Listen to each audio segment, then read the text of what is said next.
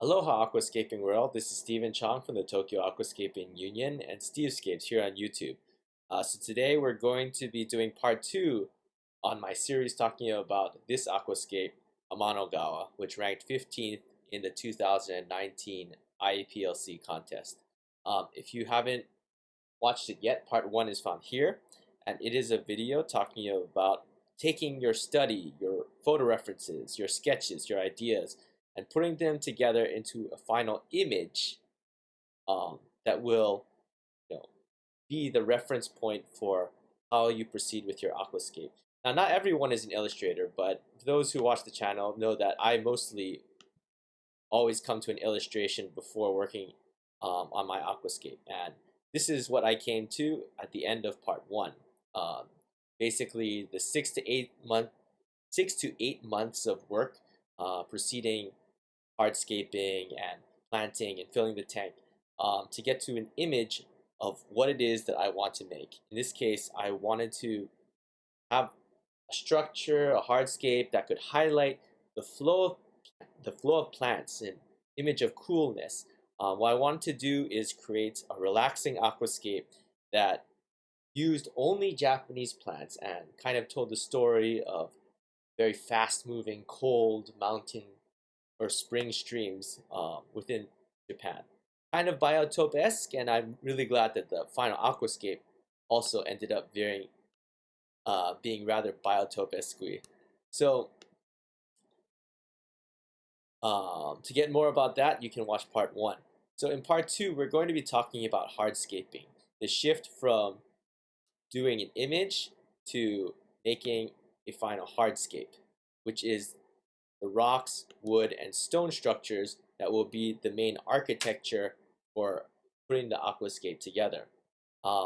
Right now, it is the month of February, early February. So for those watching the channel now, at the time the video is released, who are planning to compete in the IAPLC, I hope that your hands are in the tank, moving rocks and wood around, and you're coming around to, what your structure. There's still time to do lots of rework. In fact, everyone who's serious about the contest should be willing to do rework at any point in the contest. In 2018, when I took 5th place in the world, I actually siphoned out, and redid the entire foreground of the aquascape. Like, what was it? 3 weeks before the layout was finished.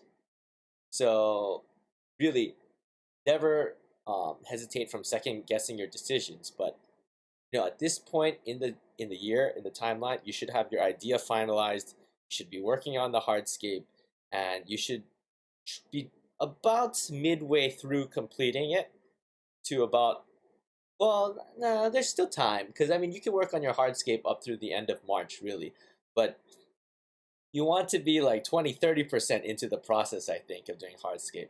For me right now, going to 2020, I've actually got my current hardscape, I want to say 70% done. It's like I've basically completed the biggest, most important structures that are going to be in the tank. I think in February I'm going to be shifting to a lot more detail work and a lot more polishing up.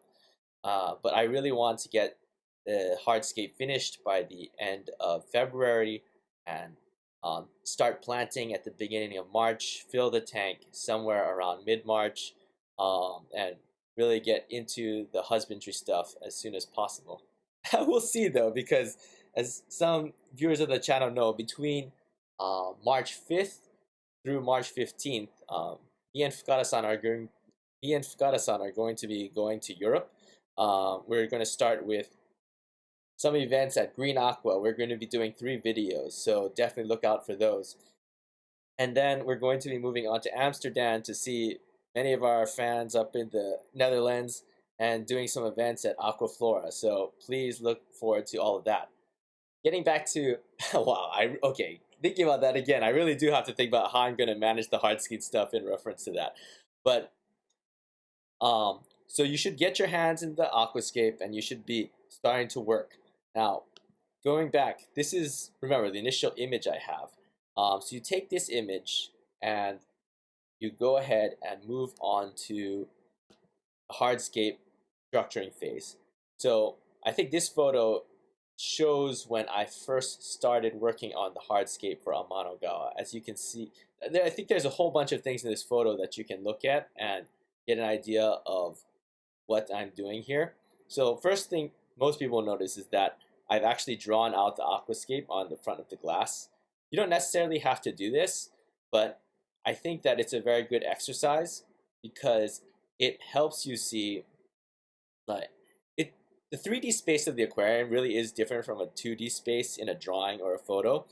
And so in order to get your brain to wrap around how the 3D space is different, how in order to make the same structures from the picture, where that has to be within the aquarium itself, having this illustration like really helps you imagine that. Like for instance, you take a look at this top line, right, of plants, hair grass.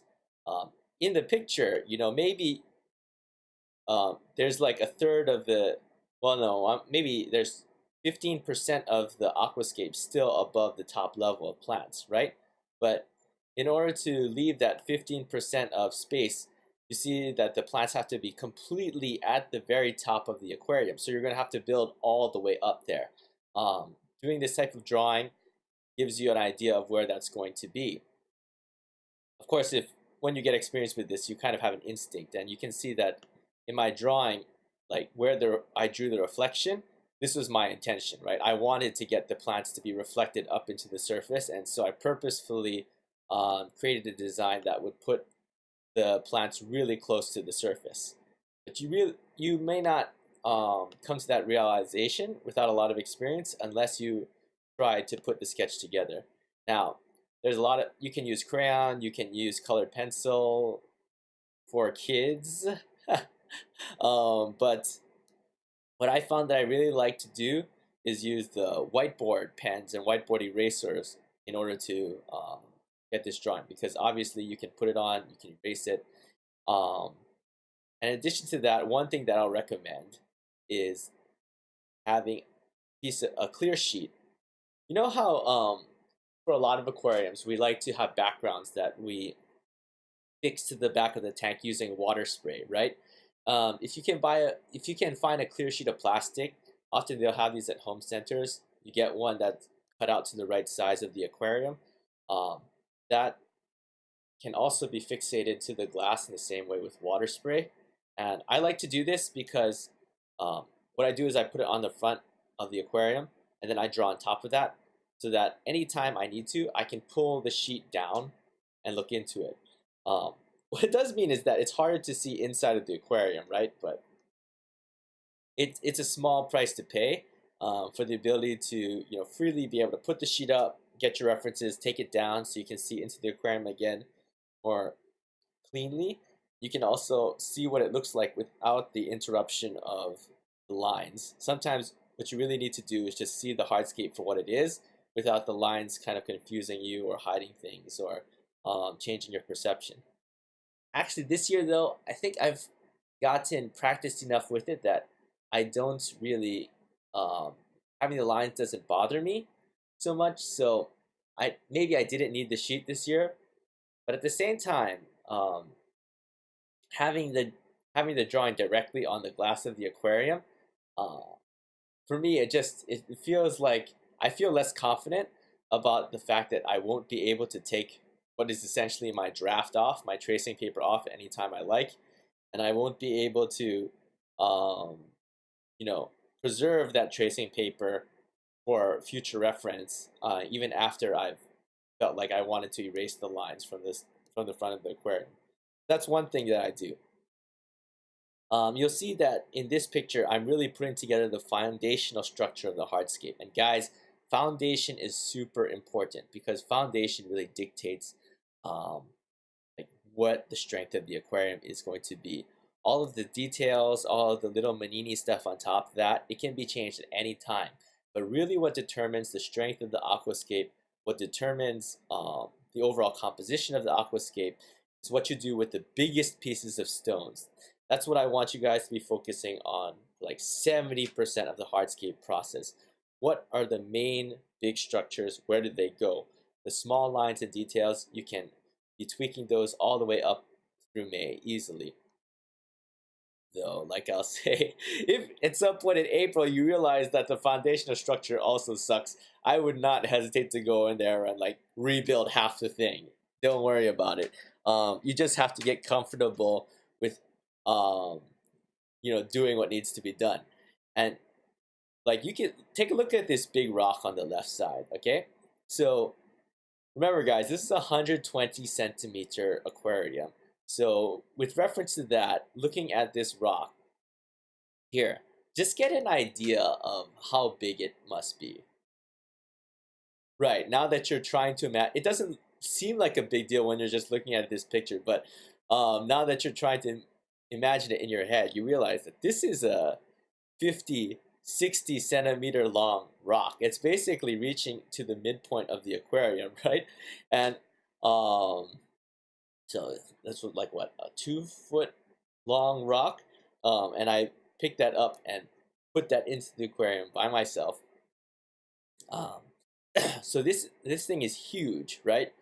But after one reference session that I did with Ono-san, he told me that in this picture the rock is too close to the glass because, in a flowing stream, that it's the bottom part of the stream that gets cut away by the flow. So as the flow moves through the river, it's not the rocks at the top; they become the overhang. It's the parts at the bottom that get cut away. So this stone actually needed to be like 1.5 inches deeper into the aquarium than where it is right now. So even after I had built up the entire left side, I took it all out. I took out a bunch of stuff in the back, and I pushed this rock 1.5 inches in deeper in order to bring the aquascape to completion. So this photo, it's much more obvious that this stone has been brought up front. This one is pushed a little bit further in back. It's bigger. It's cast. It's halfway within the shadow of this bigger rock. Like I'll show you again in the final photo. That you can see that the shadow from this rock has been cast onto the bottom rock a little bit, and that there's more shadow here underneath because you need to have that image of water cutting it away. But to even for that kind of fix, when you see it that you need it, like you don't hesitate. You just do it, no matter how much work it's going to take. It doesn't bother you. That's the mindset that you want to come in if you're going to be a competitive aquascaper. So moving on to this is what I consider to be my final completed hardscape for Amano-Gawa. This is the last picture I took of my hardscape before I started planting it. And one interesting thing you'll notice that that's completely different from the final aquascape is that in the final aquascape there's sand all through here, right? Whereas in this version, it's actually completely black. And some of my friends within TAC, the Aquascapers Collective, that's the North American group of aquascapers who we have a small club online that is trying to be more competitive and also get more Americans and Canadians to be interested in competing in the contest. So if that's where you guys are coming from, consider joining the community on Facebook. But some of the guys in the group noticed, wait, Steven, how did you do this? The entire front left side is just straight off black. And like, well, yeah, I mean, look at the original image that I tried to do. I wanted to do it like that because in Amano-san's photo, the one that I was referencing, I think the viewer was like halfway up this ledge and there was like a sheer drop into the dark abyss. And I actually thought that was really cool, and it was something that I could recreate in an aquarium. But I mean, think about it, guys. Physically, how do you actually do this? How do you actually make the aquarium look like there's no bottom to it? There's a complete fall off, and not like in the background like I did in my 2018 Butterfly Hideaway layout, but how do you do it here in the foreground? Well, there's a secret trick here, and I'm not going to release it for the public because, some things I have to keep to myself. Some things that that are really hard to do, but really interesting to figure out. Got to keep it to myself. But I just wanted to give my audience the heads up that this is possible. If it's something that you want to accomplish in your aquarium, go ahead and wrap your brains around it and start thinking about how to do it because it is possible. Moving on to this is the tank filled, and you can see that I did manage to preserve that blackness completely in front. But one thing that you'll notice at this stage is that it didn't really help. Um, like it's interesting, but it wasn't nearly as aesthetically appealing as I imagined it in the illustration. And the other thing that I noticed was that it wasn't really helping my case for making a sense of a river. Like, it's interesting. There's lots of shadow, but it's really abstract. It's really kind of disconnected um, from the original concept of putting together a Japanese relaxing stream. And when you realize, guys, when you realize that something that you were trying and doing makes it harder to understand, get rid of it. Move away from it. You want to make your case as clear and as easy to understand as you possibly can for your audience. While things, even for the very best of us aquascapers, while things may seem super clear and easy, for you just imagine you're crystal clear in your execution. You will be surprised how many people just don't realize it, just don't get it. Like, so people who are in the biotope community, people who have looked through lots and lots of photos of what streams look like underwater, they look at this final photo. Yeah, it's a stream. It's a clear, fast-moving stream. They get it right away, right? But when you talk to average people who aren't even aquascapers, like, I've actually got comments like someone saying, "Oh, it's in the middle of a forest, and this is a pond in the background, and the fish are like leaving the pond to float into a dreamland." I am not kidding, guys. This is the kind of stuff that I've heard like average people comment and tell me about this aquascape. So it is not easy for people to understand a lot of the times. So never, never, never make a decision that leans more towards the abstract and less towards clarity of vision. Because when your layout gets to the steering committee, when your layout gets to those international judging panels, you absolutely want to have done everything you possibly could have to make the aquascape easier to understand, which is why I X'd the endless drop-off cave idea and just went for filled with sand and went straight up. You look at it, it looks a lot more orthodox in the final version than what I originally imagined, but you know what? That's okay. I wanted to have an orthodox aquascape for this year. I wanted to, tap into the sense of the original Nature Aquarium books. I wanted to, since I'm here in Japan, kind of push myself to the limits of, a tradition. How should I say it? I did want the essence of not only the Japanese biotope, but also like the Japanese aesthetic of aquascaping.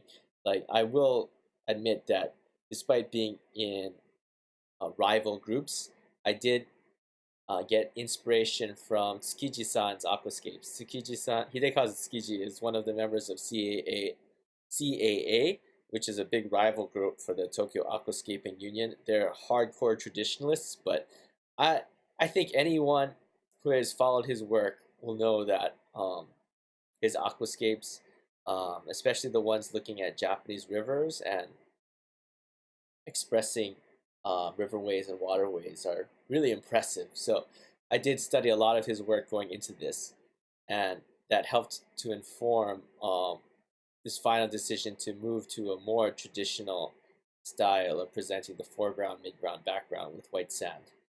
Now, this kind of So I've talked a bit about the overall process, but what do I want you guys to take away from this? Number one, doing a sketch really helps, and you want to do everything you can to make your hardscaping process as objective as possible. I talked about this when I appeared on Ryo Watanabe's channel, but a big difference between doing georama layouts and doing nature aquarium style layouts is either you nail it or you don't. And that's a really good thing for beginner aquascapers.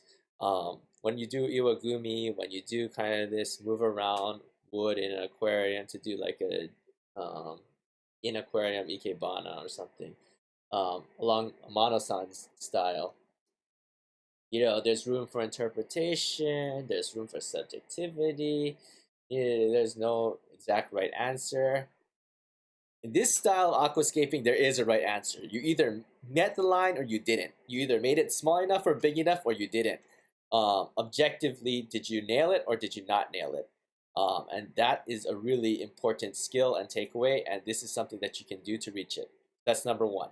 Objective construction of your aquascape will help you grow as a layouter. Number two, work on the big stuff first. Work on the biggest structures. Don't see detail when you're in the midst of this. Don't worry about detail. Everything is going to get restructured anyway down the line. Like, I want to say 80% of the details that you make at this stage are probably going to be reworked further down the line. So don't even worry about it that much. Focus on the big stuff. And finally, make every decision in service of creating your final vision. And make every decision in service of making that vision as clear and crisp and easy to understand as possible, because guaranteed the thing that you're trying to express is only going to come across about 60% of what you imagine at best. So make sure that that 60% is absolutely clear. So to re-clarify again, three things. One, be as objective as possible and use sketches in order to enhance that objectivity. Two, focus on the big stuff. Don't worry about the little manini until later on. And three, make all your decisions about putting things, because this is all decision making, guys. Everything about where you put stuff is a decision that you're making. Make all of those decisions in service of absolute clarity. And enjoy. And also, don't dilly-dally, because like I said, this is, we're almost near the midpoint of February, and there really isn't a whole lot of time left before you should be finishing your hardscapes, starting your planting, and then getting on to that step of husbandry and enjoying filled tanks with beautiful plants and fish in them. So that's all I got for you guys today. Please like, subscribe, ring the bell. If you want to see more videos like this, I'll probably be doing once a month.